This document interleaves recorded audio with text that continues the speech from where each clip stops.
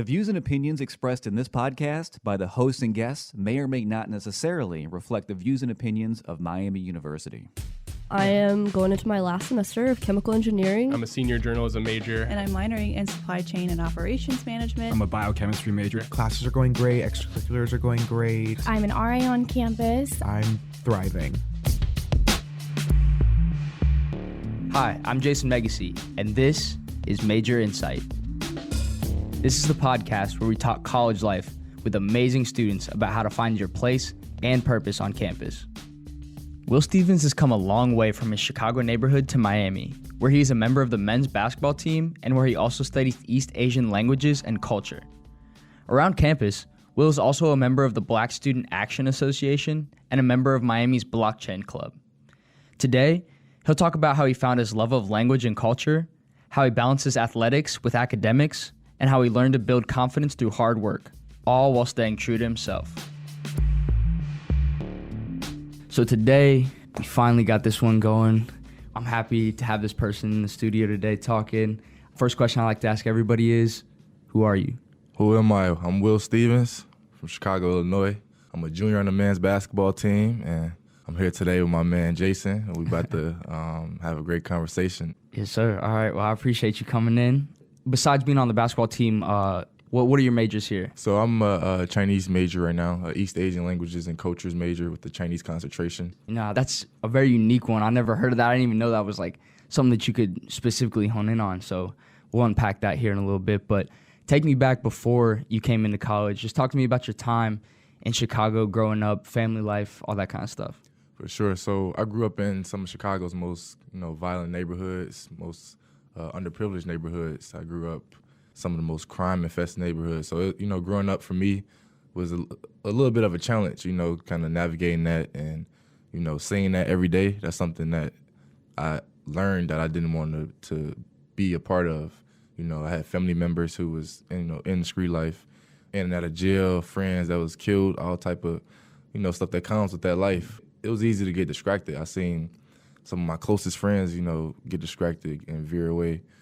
Just keeping that faith and that hope alive helped me to, get out of that situation and out of that life. And just I'm blessed to have, my mom in my life who kept me away from the streets, away from that negativity and kept me on a straight path because, from so many people from where I'm from, it's easy to get into that because it starts with the families. A lot of people come from broken families, and so that's a big part into that, bro. So, Chicago's been a big reason for who I am, and just, the toughness and just you got to grind it out for real because that's what it is, like that's where we come from. Most definitely, man. I can see that grind mentality in you and all the things that you've done up until this point. Obviously, being in Oxford is probably a big switch up for you. So, like, how do you bring that perspective from your hometown here and kind of use it in your everyday life here? So bringing that from my hometown here, I like to just remember where I come from because, like, it's easy for me. Sometimes I'm out here, it's like I'm in a bubble in a way, like it's easy in a way to forget my roots, like I'm just around this, fantasy in a way. So I try to stay grounded and remember where I come from and just, remember to stay true to myself pretty much, like I went to a boarding school, a predominantly white boarding school in high school in Boston, Massachusetts. And so kind of I had that experience already, coming from Chicago, a predominantly, black middle school into a predominantly white high school was a little bit of a challenge for me, but it helped me, prepare me to be here at Miami.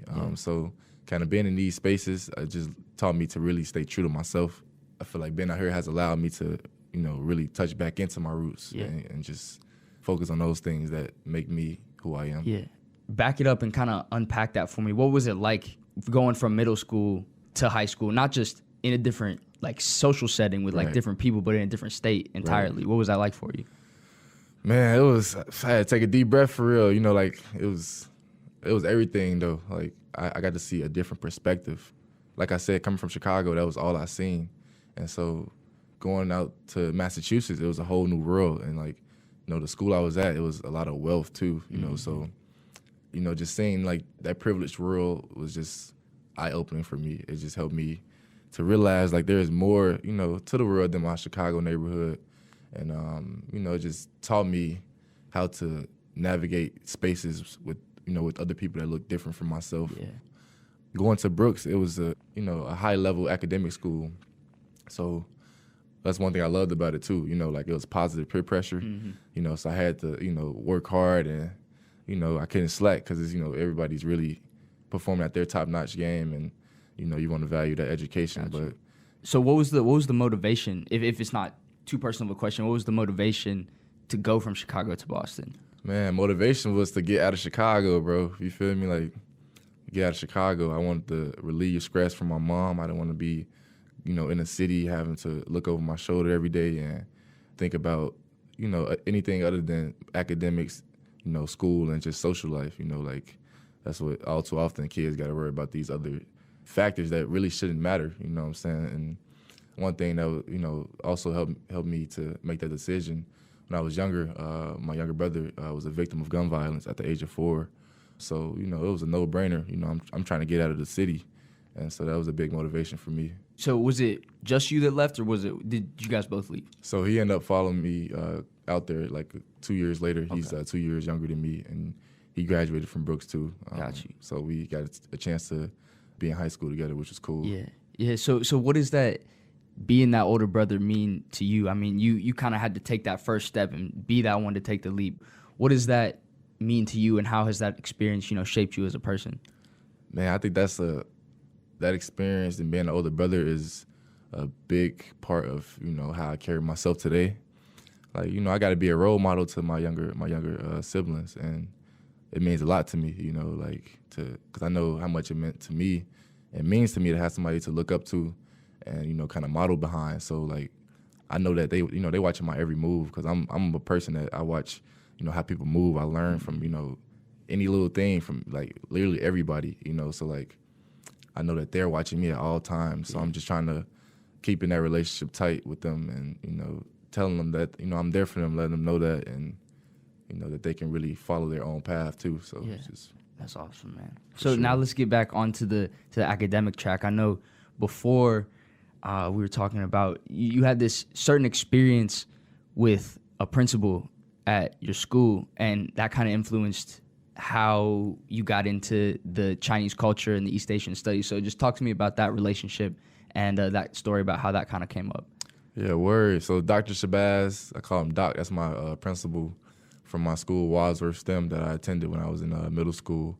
I'm just fortunate to, one, have that relationship with him. That's somebody I still keep in contact with. It's like a father figure to me, and someone who's been guiding me throughout my time in high school, throughout my time in middle school, and even throughout my time now in college. And so initially I was thinking about, going into high school, I was thinking about taking up French, just to take it up. Mm-hmm. And then he was like, why are you taking up French? What you going to use it for? And, I thought about that, and he's like, you should take Chinese. And I'm like, okay, Chinese, that's different. Yeah, that's like from left field. That's from left field, so I'm like, man, okay, that's different. So I know he won't steer me wrong in any direction. So I listened to him, he's like, it's one of the second largest spoken languages. The business is booming over there. Like if I want to play basketball or do something with basketball over there, that's an option. And so, like, I'm like, that's a great point. So I'm not just taking the language just to be taking it. I'm taking it to actually utilize it. And Dr. Shabaz, helped me kind of understand the importance to, one, have another language behind you, and also to be speaking Chinese as a black man.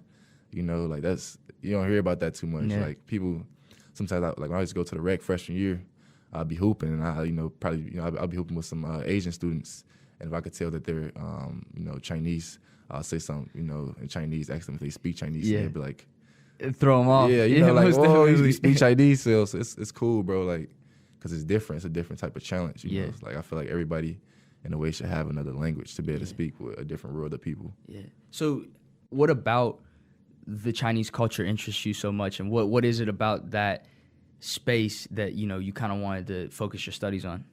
So for me, I have a lot of friends who are Chinese, and so I love the culture. I love like how different everything about it. Even the grammar structure is different from our grammar structure, and the family dynamics. They're big on family over there in China, and just like kind of comparing and contrast my reality in America with some of my Chinese friends. Just I wanted to kind of dive more into it and, really understand where they were coming from, be able to understand the culture aspect and stuff like that. Now, talk to me about when basketball became a part of your life, because obviously, you're on the team here. Man, basketball started to be a part of my life when I was a kid. I always had a ball in my hand. I know everybody say that, but I didn't really start to take it serious until like the 5th, 6th grade. And that's around the time I also started to work out and really learn, how to play the game a little more. That's also when I met my mentor and my trainer and my big brother, everything in one. His name's Carlos. My basketball journey, bro, has been completely just different. Like something that I didn't see, coming, first starting out. I thought it'd be a smooth sailing journey, but I played my first AAU team in the 7th grade was with Mac Irvin Fire, and that's a highly known team out of Chicago. And I got cut from that team. That experience was, something that kept me going. I had the coach was, I feel like he had a personal vendetta in the way out to me, but I never really, expressed that. I just kind of, kept my head up and kept working. But, 7th grade, to be cut from a team is something that still sticks with me. And, he told me, I remember after a game once, he was like, you're going to retire in high school. And I'm like, that. To a 7th grader? Yeah, 7th grader. I don't even know if I even played that game. You feel me? But, yeah, bro. So having that kind of behind me going into high school, I'm like, I'm trying to really prove, myself and really figure out this thing, bro, because I know what I'm capable of doing. And so, going into high school, I had high hopes of playing varsity my first year. That didn't happen. I didn't make it on the team. Got cut from tryouts. So I played JV. That was a great experience for me because I got a chance to really build up my confidence for real. My Coach Jones, that's my man. Shout out Coach Jones. But he did a great job just helping me build up my confidence. And then my junior year is when I actually, fully made the team, made the roster. I didn't play that much my junior year. I had some injuries and stuff. But my senior year is when I started to play more. We had a lot of seniors that left, and I got a chance to play. I didn't play to my full capability that I wanted to.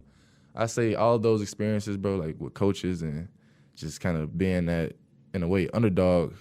I'm just hungry to really, I haven't touched my full potential yet, so I'm trying to max out and touch my full potential, bro. I know what I'm capable of doing, and, so I'm just working right now and just staying patient, but that kind of summarized into what makes me, who I am today. Man, that's crazy, bro, because I feel like a lot of people, they would get discouraged and, probably even quit, you know what I'm saying? But the fact that you kept going, because this is something that you're real passionate about, is just, it's amazing to hear. Now, talk to me about your senior year of high school. What ultimately made you come from Chicago to Boston to Oxford, Ohio, and why did you not opt to go play somewhere else, and why did you choose to come here? I chose to ultimately come here. So for the past about 5 summers, I served as a golf caddy. I worked as a golf caddy out on Nantucket at St. Kitty Head Golf Club. Through that program, it helped me to get an Evans Scholarship. And so I'm an Evans Scholar, and I'm here at Miami. Gotcha. I didn't know that, bro. On the Evans Scholarship. And so coming out of, high school, bro, it was tough for me to make a decision. I'm thinking, man, bro, I'm trying to go play basketball, and I'm not sure what's going to happen over here at Miami if I go here, but I do want to play D1. I had some D3 looks coming out of high school. I chose to ultimately come to Miami. I had some friends that was here, so I chose to visit and love the campus when I visited. But just, I'm like, I want to walk on, see if I can walk on and play D1. I know I can. I'm not sure what the journey's going to look like, but I know I can do this. I want to challenge and see if I can do it for real. And my advisor in high school told me something that helped me make the decision much easier. She was just like, whatever decision you make, you're going to lose out on something, because I was trying to make the best decision. I'm like, okay, if I go over here, this could play out like this. If I go over here, it could potentially play out like this. I'm like, bro, and it doesn't really matter where you end up. It matters what you do with it. So kind of, what she said, you're going to miss out. You're going to lose out on something wherever you end up. So I say that all of that kind of helped me choose Miami. That's kind of something that I don't think a lot of people understand, especially when they're coming into school. It's like you think you have this roadmap that you're like, all right, I'm gonna come in and it's gonna play out like this. Right. But it never ends up being like that. I mean, I'm a senior now, and I can tell you that my plan has changed about 40 different times. Right. You know what I mean? Mm-hmm. And I think it's good to implement that mindset early so you don't have. It's not that it's bad to have expectations. You know what I'm saying? Right. But be able to adapt and like make those adjustments. You know what I'm Right. saying? And do you think you've done that for sure? For sure, bro. Like coming in, I thought I had high hopes again. You know, like when I came into high school, I'm thinking I'm gonna make varsity. You know, I had high hopes of walking on my freshman year. You know, obviously I didn't understand too much of the system. I thought it'd just be as easy as me trying out, make the team. But they had a full team, so like I had to be a student manager for 2 years. Mm-hmm. Man, that was a humbling experience for me, and I had to take a step back, and it just helped me to observe the game from a different lens and different perspective that I needed in a way. Yeah. So, I mean, before we get too much into the basketball thing, talk to me about your student experience freshman year. Like, what was that like? I mean, you'd already had the experience in Boston, like being away. Were there any differences, challenges when you first came on campus? Yeah, so I say some challenges for me freshman year was just learning how to prioritize. Like, that's still something I'm learning to do, prioritizing my time. Because, you know, you come to college, it's a lot of things at once, you feel me? So you got to really learn to prioritize and take care of your business for real, because, you know, you got social life, you got, you know, your academics. If you're an athlete, you got, you know, sports to worry about, and you got to worry about yourself and, you know, spend that individual time. So really just learning how to balance was something I struggle with in a way, coming into college, and something I've been working on more. And also just remembering to stay true to myself. You know, sometimes I see myself veering away from that, and just adjusting or, like, you know, changing myself up for somebody else in a way. And so I'm just had to remind myself, like, you know, you got to remain true to yourself. So that's something I think is very important to remember and work on, and actively work on, you know, in your time in college. You know, when you first come in, it's like you got all these different people, you know, different friend groups. You're trying to find your niche. You're trying to find what you're majoring in. You know, so I think it's important to take a step back and just really observe, you know, yourself, observe, you know, what's going on, so you can make the best decision for yourself, because ultimately that's what I think the experience is about, learning how to make the best decisions for yourself. Yeah, exactly. So you came into Oxford thinking, all right, I'm about to try out for the team, about to try to walk on. But when did it really come onto your radar that, like, this was something that you could do? So I say my freshman year, when I was a student manager, they put me in, you know, some of the drills or on the scout team, and I'll be playing against some of the players. And then being able to perform against the guys as a freshman, as a manager, and, you know, that gave me a boost of confidence. And I'm like, you know, I could play at this level. You know, I could really, you know, really do it, because I realized what I was missing in high school. I was missing that sureness, that confidence that you need at this level. That's all you really need for real. So it just kind of helped me see what I was, in a way, missing and what I need to get. Yeah. You know, now you're on the team, bro. Is there anybody that you want to shout out through the process, like coaches, staff, things like that? Man, through the process, who've helped me, shout out to Coach Lowe. Coach Lowe is someone who, when I was a student manager, he allowed me to work out with the guys. You know, sometimes I come up 6 a.m, get it in with them. If they didn't need me to rebound, he'd let me, you know, just work out with them. And that was a confidence boost for me. You know, I got a chance to really go through those workouts before I was on the team. So I'm like, you know, I got a chance to see what I needed to work on, the pace I need to be playing at. And, you know, just for a coach to, you know, believe in me in that sense, it just gave me a lot of kind of hope and a lot of just drive to keep going. Shout out to, you know, my trainer and mentor, Los, back home in Chicago, somebody who's been there for me, you know, since I was about 6th grade when I first started working out. He brought me through my first workouts. You know, a lot of my mentality now is because of him, you know, and, you know, shout out to my mom, my family, you know, everybody who just been with me throughout this process and still believing in me, you know, like when it wasn't looking up. So you got the jersey, you're traveling, you're doing all this stuff. You're technically a student athlete. You are a student athlete. Now on to, like, the school track, how has that changed, you know, your perception and your experience as a student. Like, talk to me about that balance now that you have to play with. Man, it's real balance, bro. Like, I'm still learning how to prioritize. So being a student manager, having that jersey is I'm just learning how to organize my time in a more efficient manner so I can make sure that I'm getting in my work and being present in the spaces where I'm, playing basketball and not allowing academics to affect me. Because, if you're not on top of your academics, it can trickle over into, the sports setting. So being at this stage, bro, it's just been teaching me I need to prioritize my time more. I need to learn more organization, which I've been working on, learning how to continue to hold myself accountable too, and making sure I'm staying on top of my business. What kind of classes are you taking? What would have been some of your favorite classes, especially in a unique major like you have? So some of the classes I'm taking this semester, I'm taking a modern Chinese translation course, which translates some modern Chinese, popular modern Chinese books into English. And I've been really enjoying that class because it's giving me a different perspective. We talk about Buddhism, Confucianism, just like the Chinese way of life, and it's just interesting just to see the parallels. So I'd say that's one of my favorite classes right now. And I'm also taking a history of South Africa course, so that's been a class that I've been interested in too. And are you involved in any other organizations? And if so, just kind of talk to me about your involvement with those. So I'm involved in the blockchain club here at Miami. Minimally, I try to participate and be a part of it whenever I can. But that's a club that I've been actively involved in. And so the blockchain club, pretty much, we focus on all things, cryptocurrencies, NFTs, blockchain technology in general. And so what kind of just brought me to that club, I'm very interested in, cryptocurrencies and, this whole new wave of technology that's to come. So I'm also in the BSAA, Black Student Action Association. That's another club that, I'm minimally involved in, but try to make my appearances when I can. So, I mean, it's just been a flurry of things, it seems like, but how would you define your college experience thus far? I've learned a lot about myself.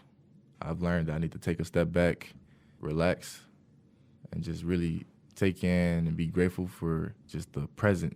I feel like it's easy to have so many thoughts roaming and to be thinking about things that don't truly matter in the essence. So this whole college experience has been teaching me to value myself, to grow myself. That's what it's been about, accountability, responsibility, and just, taking action for real. Mm-hmm.